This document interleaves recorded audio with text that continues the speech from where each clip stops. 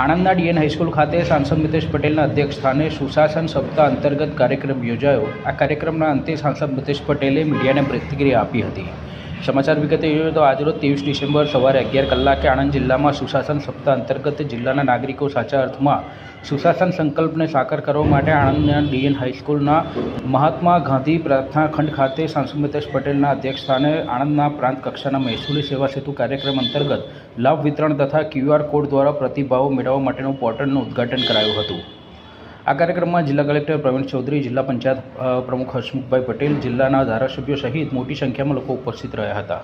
આ કાર્યક્રમના અંતે સાંસદ મિતેશ પટેલ દ્વારા મીડિયાને પ્રતિક્રિયા આપવામાં આવી હતી। આજ રોજ આણંદ જિલ્લામાં સુશાસન સપ્તાહની ઉજવણીના રૂપે આજથી શરૂઆત થઈ છે।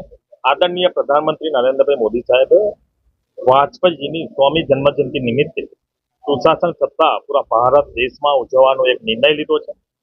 સુશાસન એટલે શું? સુશાસન એટલે સરકાર દરેક ગામમાં જઈ નાગરિકોને જે સગવડ પૂરી પાડવાની હોય સરકાર પોતે જાય છે એ રીતના કામ કરે છે। અને આ દિવસે સુશાસન સપ્તાહમાં દરેક નાગરિકોની જે ફરિયાદ આવે છે એ ફરિયાદોનું નિરાકરણ તત્કાલીન આવે એ રીતના પ્રયત્ન કરવામાં આવે છે।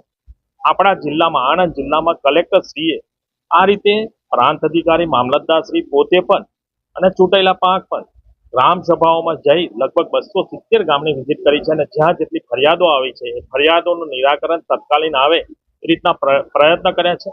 આજે આ સુશાસન સપ્તાહમાં મારી સાથે આદરણીય યોગેશભાઈ પટેલ ધારાસભ્ય, આદરણીય હસમુખભાઈ પટેલ કલેક્ટરશ્રી અને સૌ વહીવટી સરકારી તંત્ર શ્રી સાથે સુશાસન સપ્તાહની શરૂઆત થઈ છે। ગામડે ગામડે દરેક પદાધિકારી હોય, ચૂંટાયેલી પાંખ હોય ત્યાં આગળ જઈ અને ગામના નાગરિકોની જે એમને અગવડો પડે છે કે એમની ફરિયાદો છે એ ફરિયાદો આવતા આ સપ્તાહમાં દરેક નાગરિકને ન્યાય મળે એ રીતના પ્રયત્ન આપણા આણંદ જિલ્લામાં સુશાસન સપ્તાહમાં કરવામાં આવે છે અને દરેક નાગરિકને ન્યાય મળશે એ રીતની વ્યવસ્થા કરવામાં આવે છે।